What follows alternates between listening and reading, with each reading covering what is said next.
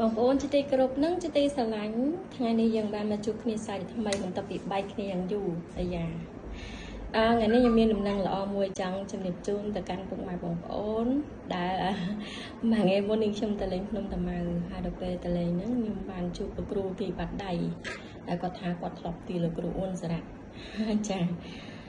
បងប្អូនខ្លះគាត់នៅតែជឿចឹងតែបងប្អូនខ្លះទៀតគាត់អត់ជឿទេប៉ុន្តែសម្រាប់ខ្ញុំគឺនាងខ្ញុំគេហៅថា50-50ចាអាចថាមិនជឿកុំប្រមាថបើឆ្លាតកុំជឿចាព្រោះអ្នកឆ្លាតភាគច្រើនគឺគាត់កម្រជឿទៅលើការទូទាយណាបងប្អូនចាគាត់កម្រជឿណាចាអញ្ចឹងថ្ងៃនេះខ្ញុំចង់មកបង្ហាញនៅបាត់ដៃរបស់ខ្ញុំមិនដឹងថាបងប្អូនយល់យ៉ាងណានេះបាត់ដៃខ្ញុំបងប្អូនមើលពេលដែលគាត់ខ្ញុំមិនដឹងថាដាក់មិនបងប្អូនឃើញទេប៉ុន្តែឥឡូវខ្ញុំសូមបង្ហាញជាដំបូងដាក់បាត់ដៃលើតុនេះចាបងប្អូនឃើញបាត់ដៃខ្ញុំច្បាស់អត់នេះចាមើលអស់ហើយខ្ញុំក្លាក់ដៃចេះហើយបន្ទាប់មកខ្ញុំធ្វើចេះមើលតើបងប្អូនឃើញបាត់ដៃខ្ញុំច្បាស់អត់ព្រោះខ្ញុំមើលឃើញភ្នែកខ្ញុំមើលឃើញអញ្ចឹងគឺខ្ញុំបាក់សន្និដ្ឋានថាខ្ញុំដាក់មានអត់ត្រូវណាបងប្អូនមើលឃើញណាប៉ុន្តែតិចច្រឡំខ្ញុំតែកំភ្លៀងបងប្អូនមិនមែនទេណាចាគឺខ្ញុំចង់បង្ហាញថានេះបាត់ដៃខ្ញុំហេតុអីបានខ្ញុំបង្ហាញបាត់ដៃចានេះ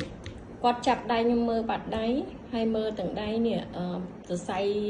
ត្រឹមណាគាត់ថាគាត់មើលសរសៃខ្ញុំនេះគឺឡើងមកដល់នេះគាត់ថាមនុស្សមានកំណើតអីមនុស្សកើតតាំងពីតូចមានកំណើតចាបន្ទាប់មកគាត់មើលបាត់ដៃនេះអក្សរអមជាទូទៅច្រើនតែបងប្អូនយើងជាតារាកំ pl ែងណាគាត់ច្រើនលើកមកនិយាយតេតងទៅនឹងម្នាក់ដែលមានបាត់ដៃអក្សរអមប៉ុន្តែខ្ញុំមានបាត់ដៃអក្សរអម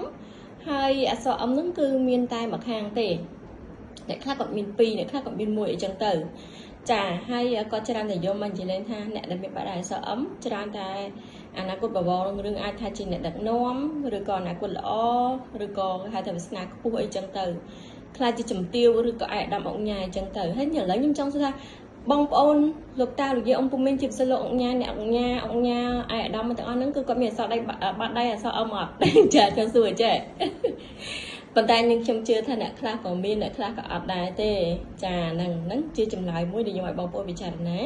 ហើយហេតុអីបានបងប្អូនឆ្ងល់ថាបានជាកំសត់ហ្នឹងបង្ហាញបាត់ដៃចាមិនមែនថាបង្ហាញបាត់ដៃហ្នឹងចាខឹងពីណាគេចង់តែកំភ្លៀងឯងមិនមែនទេបងប្អូនគឺចង់សួរបងប្អូនថាតើបងប្អូនមានជំនឿទៅលើបាត់ដៃអក្សរអមដែរអត់ទេចាតែខ្ញុំបាត់ដៃអក្សរអមដែរចាអមដែរអមទឹកដោះគោព្រោះអត់មានលុយអីសោះចាមកដល់ពេលហ្នឹងសឹងតែថារលុយចាយមានផងចាមានតែមកគេហ្នឹងហើយឥឡូវនេះត្រង់ណាដែលថាបាត់ដៃអមគឺជាបាត់ដៃដែលសម្បូរទ្រសម្បត្តិត្រង់ណាបើខ្ញុំនេះមានបាត់ដៃអក្សរអមតែខ្ញុំអត់មានលុយផងឬក៏ក្នុងចំណោម100អ្នកមានមួយគឺជាខ្ញុំទេដឹងចា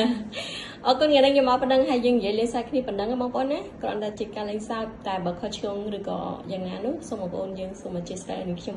កុំភ្លេច follow ហើយនឹង share ឲ្យនឹងខ្ញុំផងណា follow page របស់នឹងខ្ញុំបើសិនជា